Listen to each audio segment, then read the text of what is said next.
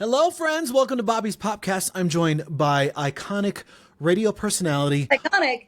Iconic. I said it. I said, so the expectations already set right up here. Thanks. Iconic radio personality, multiple shows under your belt. You're just kind of an on-air personality, a brand, if you will. You're also an Army wife and mother. And you said you're a pretend rock star, but right off before we did this, I said, Megan, I'm just going to throw this out to you. The best thing about being a woman is the prerogative to have a little fun, fun. Oh, you sound great, yeah. That already sounds amazing. Totally crazy. You are not a pretend rock star. You've actually got a great voice. Have you ever recorded music? I'm recovering from RSV, so my upper register is gone. Okay, gone. Okay. But I used to be in cover bands too until I got pregnant. Okay. After having a kid, the whole staying out till 4 a.m. thing in Lycra just doesn't hold the same appeal. It's true. You kind of have to grow up a little bit and realize, you know what? I think, I should probably be in bed. It's going to get up at 5 a.m. It's just not going to happen. Well, thank you for being a part of today's podcast. You know, we used to work together in the same building, and we kind of crossed paths here and there, but we actually never got to sit down and kind of chew the radio fat, and just kind of get into pop culture. You're a pop culture girl. I'm a pop culture boy. So I think this is just going to be a great podcast made in heaven. And I was just going to say, it's meant to be. And I hate that it takes until now for us to finally sit down and talk like one-on-one, but I'm super excited. And thank you for you've been one of the people I've been chasing down as a personality, because I'm like, gosh, you just sound great on the radio. I love your personality. Your baby's adorable. I love all your horse pictures and TikToks. I mean, all the stuff that you do on social media. You kind of content is mainly my horse and my dog. Yes, it is. And you called your horse a B word, and I could not stop laughing about that, by the way. It is. She's like, basically in human years, my horse is my age. We're both perimenopausal, middle-aged women, right? And so we're just not always in the best of moods like we used to be. And she's not as nice to other horses like she used to be. Well, I think she's beautiful, so we'll just go from there. So I thought it'd be fun to kind of do a popcast with you where we talk about all things pop culture. Love it. So let's get into it. Christina Applegate. I don't know if you know her. I'm sure you do. Hello, Kelly Bundy. Yeah, I was going to say, that's where I know her from. Bundy. Watching, like, my parents watched Married with Children all the time when I was a kid, and I thought that Kelly Bundy was the epitome of coolness and beauty. Well, she just was. I mean, I think she was every little boy's childhood crush. I mean, for me, that was the case. But I mean, I'm not even gay, but I had a crush. It's okay to have a girl crush. No, there's nothing wrong with that. So I learned something interesting, and this part of the story is not so fun, but she's been hospitalized 30 times in the past 3 years for a combination of vomiting and diarrhea, which she blames on having an MS diagnosis, multiple sclerosis. So this is the interesting part of the story. I learned that there's actually a term for when you're doing it from both ends, and I don't want to get gross and graphic, but you're a mother of a child. I've got 2 girls. We have been in the thick of it, to say the least, without getting graphic. So do you know what that's called when it's coming out both ends? There's an actual term for it. It's called double dragon. That's what it's called? It has a term? Yes. Is that like the medical term for it? Or yes, I think that's what they use in the medical terms. It's called double dragon. Nice. Yes. Patient in room 5 has a double dragon. You might want to wear gloves on this one. No, it just sounds like nerd porn. It did. Yes, very much so. So I just thought that was interesting. But my best healing wishes to Christina Applegate, because we love her. Absolutely. I was thinking about that this morning because I just remember her on so many different shows and movies, like The Sweetest Thing. That was my jam in college. And just such a beautiful, talented woman. And I hate that she has to go through this. But at least she's being honest and real about it. And now we know that it's a double dragon. Again. She's a brave woman, and she's a fighter. I love her. J.K. Rowling. I don't know if you know her from the Harry Potter books or the movies, but she's kind of been in some hot water for a lot of different things that she said. And we try to keep it light and fun on the podcast because, we want to bring people in as listeners, not push them away. But she's been in the hot seat for quite some time. So she gave a fan three guesses as to which actors and actresses immediately ruin a movie for her. And a lot of people think that she was throwing shade at her child stars that did Harry Potter. So Daniel Radcliffe, who played, Daniel Radcliffe, who played Harry Potter, Emma Watson, Hermione, and Rupert Grint, who played Ron, because a lot of them came out against her after she made those really kind of sensitive comments and stuff like that. So it's just crazy when you like start somewhere with like a group of kids, you kind of were a mentor to them. They decided, later on in the future, they don't like you. And then bada bing, you're like, I can't stand those actors. And it's like, that is to me, the funniest equation in life. Like when you start off friends with somebody and you're like, I can't stand that person. Give it like 10 years. So rich. Like she's a billionaire now. Like she literally went from like almost homeless to rich. Yeah. And maybe somewhere along the way, she just lost the plot. It's an inspiring story, but it's like, you know what? I do think there's something to learn with that, because when you're at that like top level of status of being a celebrity and a star and an artist of all kind of, different backgrounds, it almost doesn't benefit you. And I don't know what you think about this, but I just like to keep my mouth shut, smile, and make people laugh. That's kind of how I operate. I agree. I'm with you 1,000%, because I've actually had people message me on my Megan on the Radio page, like, why aren't you getting more political? Why aren't you? And here's my thing. Like, I don't feel like it's my place. Everybody has their own opinion. Everybody has their own walk in life and reasons why they feel the way they do. We have enough of that in the world. I don't want to be a part of it. Absolutely. I want people to smile. I love music and happiness. And if I can, that's what I want to bring to the table. I don't want to bring my political opinion to it. And I feel also as an Army wife, that's a hard position for me to be in. Absolutely, for sure. Because my husband literally works for the government, so and fights for our country. I'm just gonna I'm just like, here's the new Morgan Wallen song. You don't want to be on a list. Have fun. I love that. A lot more especially lately. Like, why aren't you getting more angry? I'm like, because it's just, we have enough of that. We have enough negativity. I don't want to be there. And I'll tell you that has been approached to me as well. Coming off of a duo morning show where we really focused on just fun, laughter, feel good vibes, weird, wacky stuff. When people say like, you should be more mad, I'm like, wow, you seem like a really negative person to be around, because I don't want to be mad. I want to be glad. It's fun. I don't like being mad or sad. I try to avoid it all. Hey. Air high five to you, sister. I love the notion. And we're going to get into some really fun things, because I love a good best of list when they compile these for different, sort of topics. They came up with the best pairs of fictional best friends, across all different formats. So if you've got like a good pair that you love, I'm going to say this didn't make the list, but I'm going to go with my personal tried and true favorite. I love Romi and Michele. I don't know if you saw that movie. Oh my gosh, yes. Romi and Michele's high school reunion. Yes. Okay. So I hope your babies look like monkeys. I don't know if you saw this, Megan, but a few months ago I went to Chicago, and my cousin. I did. I saw it on your Facebook, and I was like, "Oh my God, you met Romi White." I saw her there. Nobody was in the line, because keep in mind this was a horror fest, so I don't know why she was there. Now, she was in those movies called Mimic, where it was kind of like sci-fi horror a little bit.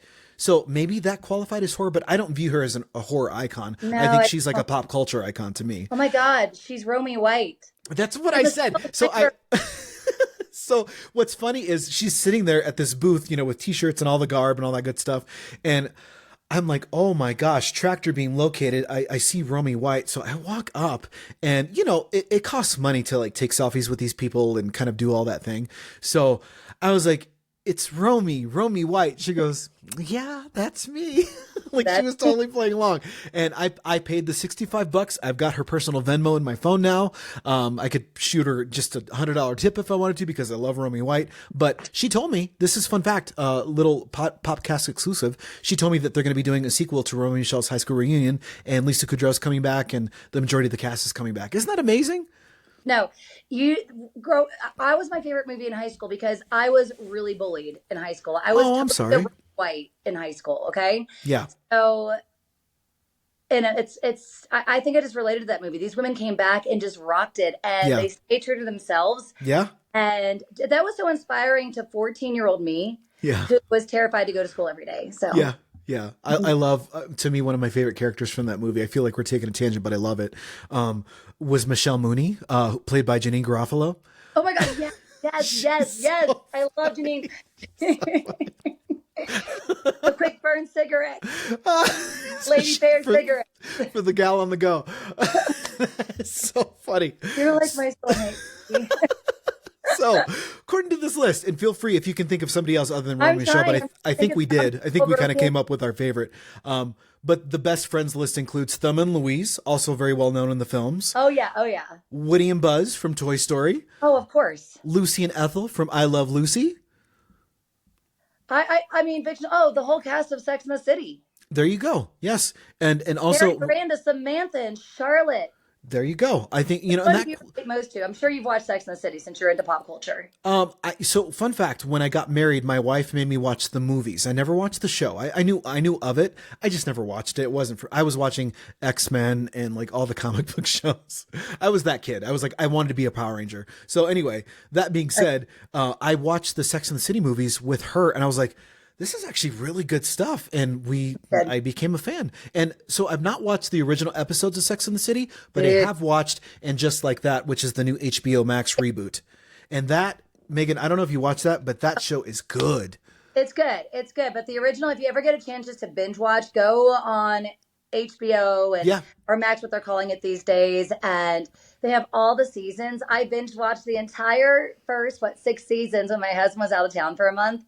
I like to watch TV while I clean. I love that. Yeah, I do too. But it was funny just to go back in time to the 90s when the show came out and how much has changed and things that they could say then, but they can't say now, like how our culture has changed. And they brought that into and just like that. So it's just an interesting contradiction. It was kind of like a forefront runner of like changing the landscape for topical women's, topics. I love that. Absolutely. Because back before that, you didn't really talk about sex or any of things. And I was a teenager and I'm like, whoa. Yeah, and now the things they talk about, oh, that's nothing. I know. The stuff that kids talk about. A whole different world in 1998, let me tell you. I mean, listen to a Cardi B song. You get way more than that on Sex and the City. I was just like, my parents got mad at some of the stuff I listened to as a kid. And I'm like, y'all have not heard WAP. Oh, funny. Can I tell you a quick fun tangent? Yes, please do. So my parents have a wedding venue in West Tennessee. Oh, cool. Farm, check it out. And if I get back to Tennessee, I try to help them out with weddings, right? Oh. Well, they had a wedding and they were all dancing to WAP because that was a big song at the time, right? Cardi B and Megan Thee Stallion. Yes. And my parents were like, and it was unedited too. So Lord. They're in their 70s. They're like, what is this? So I did my parents, when the wedding was over, a dramatic reading of the lyrics. I love that. And I was like, get a mop and bucket for that. And my mom's like, if she needs a mop and bucket, she needs to go to the ER. Pull in this garage. That is hilarious. That's not sexy. Get a mop and bucket. No, there is nothing sexy about that. That's a bad condition. And I think even for this generation, I'm like, geez, that's a lot of stuff. And I'm like, I'm a millennial dad. I get into it. Pretty open-minded, I would think, but there's a line that, for me personally, that whole thing just crossed. I was like, nah, kid. The edgiest I got was NSYNC Digital Get Down. Digital Get Down. Just what we need. Remember NSYNC?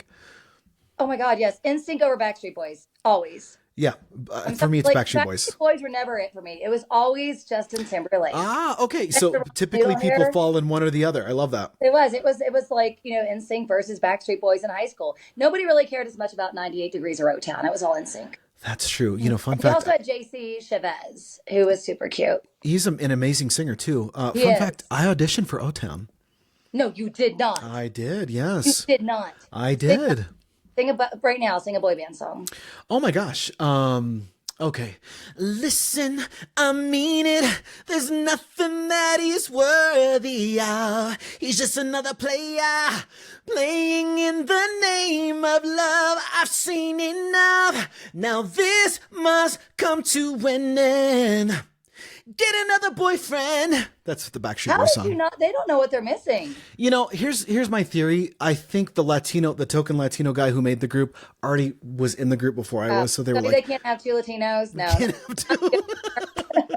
They filled out their EEO requirements. I was Britney all the way. Oh, baby. Oh my God, you sound great.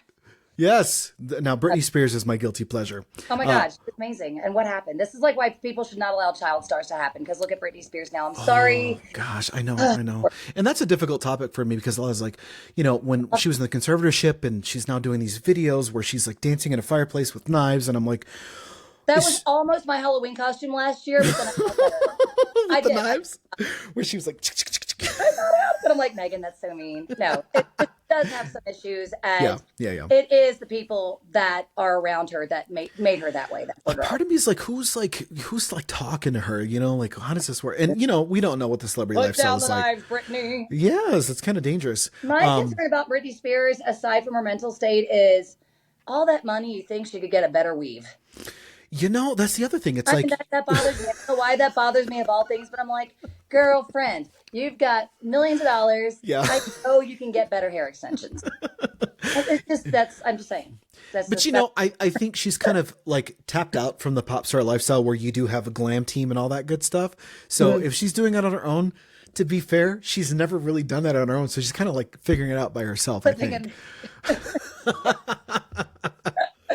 So that's where I'm just like, why the extensions? Forget about the mental state. What's up with the hair?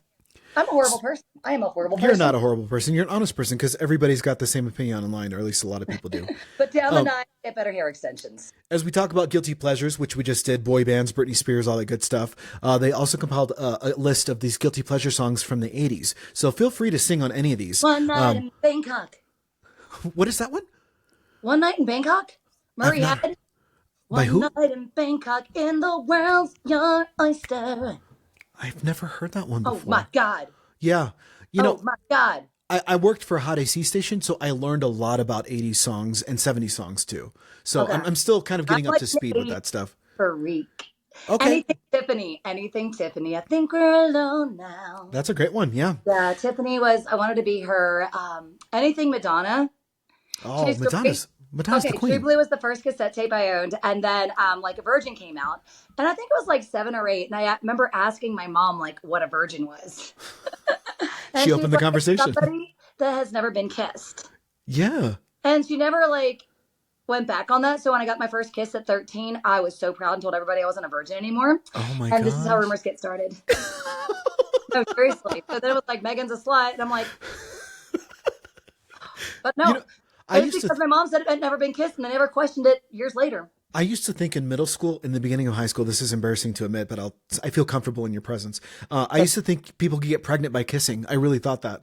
So I was like, ugh. I felt sex when I was like 5. I just didn't know it meant a virgin. My mom's a nurse, so she was very she was on top of it. But then I had to go tell my entire kindergarten class what my mother told me, and then Yeah. Well, feel free to chime in with any of these songs. We built this city. No. The other one from them. The other one, Nothing's Gonna Stop Us Now. Nothing's gonna stop us now. Yeah, that's a good one. Never gonna give you up. Never gonna let you down. Yep, we just rickrolled all y'all right now. That also made the list of guilty pleasure songs from the 80s. This one I'm not really too sure of, but I think I remember doing it in a spin class one time because this guy always played it. He's like, Domo arigato, Mr. Roboto. Yes, yeah. That's 6. Yeah, guilty 6. pleasure. This one, it's really weird to say the name, so I'm just gonna say Susudio. Genesis. Yeah, Genesis. Okay. That's the name of a girl. A lot of people don't know what Susudio is. That's just basically a girl's name. Oh, is it? Okay, I didn't know that. People actually started naming their daughters Susudio, and Phil Collins said he apologizes to all those daughters. Susudio. This is my daughter, Susudio Rain. See, my Genesis guilty pleasure is Invisible Touch. Which is by? She seems to have the invisible touch, yeah. She reaches in and grabs right hold of your Yep, okay. That's Genesis, yeah. Okay, I like that song. Before Phil Collins. Rounding out the list of guilty pleasure songs from the 80s is Aruba, Jamaica. Ooh, I wanna take ya. Bermuda, Bahama. Come on, pretty mama. Can I just say, having you as a PopCast guest that sings with me is one of the best things I've ever experienced. So Thank you. I just wish I had an upper register because I'm like super alto now. It's like, okay. But I'm rangy, so my little whistle note's gone. And I keep trying to make it come back. You're doing good because it sounds like you got some grit and some rock vocals in there. And I kind of love that. I like that. I play a rock vocalist. So especially after RSV, and of course the weather here does not help. It's true because you never know what you're going to get with Colorado's weather. 4 seasons one day. It's how we I know. We had that blizzard out of nowhere. My kids were like, "Oh, we're staying up because we got a blizzard." Sure enough, they had school the next morning and they were freaking exhausted. Blizzard, I will stay up and watch. It's frustrating. I'm like, gosh, of all days that I could have used a snow day. And to round out Bobby's Popcast edition with special guest Megan, we're talking about Billboard and who have they named the top female artist of the 21st century. I know the answer to this one. Who is it, Megan? Who is it? Taylor Swift. Okay. Now, do you agree with that? Yes. Okay. Absolutely. Rihanna's number 2, Beyonce's number 3, so you know Jay-Z is mad. That's right. And you know the whole list. Do you know who rounds out the list? Because you got them all right. You got Taylor Swift, Rihanna, Beyonce. Hold on. I know Adele's in the top 5, right? Adele next, and there's one more. Katy Perry? Katy Perry, you got it, girl. Oh, and I was just trying to think. Like, I only saw the top 3 because it was like Taylor, number 1, then I saw Rihanna, then Beyonce. Yeah. And I know Jay-Z is in his penthouse in New York City just seething. Of course he is, yeah. Because Beyonce should be number 1. I feel like the reason Cowboy Carter got Album of the Year is because Jay-Z complained about it last year when Taylor Swift won. Yep. I mean, nothing against the Cowboy. It was a good album, but was it Album of the Year worthy? I don't know, but I just feel like Jay-Z needs to get over himself. Yeah. And Beyonce, I do think, I mean, coming into this century, it was Beyonce, but you can't beat Taylor. It's freaking Taylor. It is Taylor Swift, and I respect her. I will say I don't like her music, but I don't like all of it. I respect her as a woman and a business model and a mogul. Like she's done some amazing things that like really women have like. She's kind of paving the way for women in the future of music. But you know who I think was missed out of this list is Lady Gaga. Where is she? Oh my God, yes, I love me some Gaga. She should be on this list. Yeah, that's right. Was she not? Well, just, I mean, the top 5. I mean, like, you know, like Katy Perry, we could have maybe put her at 6, Lady Gaga number 5, at least. Yeah, because here's my thing about Katy Perry. She did get too political, and I think she just shot herself in the foot. And because I love me some Katy Perry. Teenage Dream and Prism, 2 amazing albums full of perfect pop songs. It's a perfect album. I love it. And then she's like, comes out with that one where it was called what? It was all these Chained to the Rhythm and Bon Appetit. That was terrible. And then she just kind of just kept with his feet with Taylor Swift and this get all political. And it's like, oh dear, here we go. Yeah. Well, great halftime show though. Great halftime show. Yes. And who do you think had the best halftime show? Because there's Prince, really? For me personally, I'm a Prince fan. Okay. I just think you don't get better than Prince's Purple Rain in the Rain. Like, yeah, that's true. Like God You're right. In heaven, like, here's some rain. Because it's Purple Rain, because you're Prince. Like that's, I think it was just one of those moments. But also being a country fan, I think it was 1994 when you had the country artist Clint Black and the Judds. And that was great because I was a kid. I saw that. I think the Cowboys beat the Bills. And what else? I loved Katy Perry's though. Love Shark. It was so much fun. Those are kind of the ones. I also like the first Bruno Mars one too, just because I love Bruno Mars. And I have to say, my loyalty is to either Beyonce or Lady Gaga for one of those. Yeah, Lady Gaga's was good too. That's right. She did it. Yeah, Lady Gaga. I'm just not a big Beyonce fan. There you go. I loved her music at first when she came out. Like, and kind of like Katy Perry, she started out with Crazy in Love, Baby Boy. Those were my jams in college. I love that. I loved her in Destiny's Child. Yeah. But then she got hooked up with Jay-Z. Yeah. And then became a billionaire. Yep. Sky's the limit now. And then it just got so weird. It's like Mariah Carey. When Mariah Carey started out, I feel like she was incredible. But then she started singing whistle notes and saying words I can't hear. Like, I don't understand. So it's just, yeah. It's like they started off so strong. And then I'm like, oh. You know, on a good day, I can still hit one of those notes. And I don't know if this is a good day. I'm going to try it. This is going to either be awesome I'm so jealous because I have no whistle notes right now. Can you do that? You as a singer? That's amazing. Okay, well, that tells me a lot about you. You're like a real singer. I typically warm up with emotions if I'm trying to hit those notes or whatever. I can't. I mean, I know. Got me feeling. Emotions. There's it's crazy. So I'm going to try this. This is either going to sound cracky because I've got my own thing that I'm recovering from. I think it's like a chest cold or something like that. So let's see. But I like the way I feel inside. Oh my God. Kinda. It's off pitch, but it's almost there. Almost. That's really good. Well, it sounds better if it's in pitch, and Well, when my voice comes back 100%, because I heard with RSV it could take like a couple of months. Yeah. Rest that voice. It's coming back every day, but I still can't do a whistle note. I tried this morning because I like to sing when I clean too. Yeah. My son has the whistle notes though. He's 3 and he's singing and He's got Oh, little vocalist. on. He's got it. My little kid's got it going on. You know what's another good song to warm up to with whistle notes as we round out the podcast? Loving you is easy 'cause you're beautiful. Do do do do do. Because I can't Like that little one that she does. It's really hard to do. do that. It's pretty hard to do. I just can't. I can't do It's it like I'm now. killing a bird. Sorry. I'm not even gonna try. I'm not even gonna try because everybody will turn to your podcast again because I'll be like, huh? It's okay. You know what? I think since RSV's like taking your voice structure a little bit, what we need to do is we'll do another podcast with you when you're in fresh voice, and When you I can don't just have a voice. let go and just wail and sing, and I would love to hear that. So, Megan, as we run out this podcast, I just want to say thank you for being on the show. Are you kidding? I love talking about this stuff. And I love talking to a pop culture girl from a pop culture boy standpoint. Where can the kids find you online? I have a website, meganontheradio.com. Is that where all your links are? TikTok, Instagram, all that good stuff? Megan on the Radio, easy peasy, very boring, but that's, where you can find me, all the things. It's a name brand. Follow her, Megan on the Radio, and I will also tag you on all your pages so you can kind of see all the links and all that stuff. But thank you so much for being a part of this episode, and I just love talking pop culture with you. Make my day. This is so much fun. Thank you for watching another episode of Bobby's Popcast.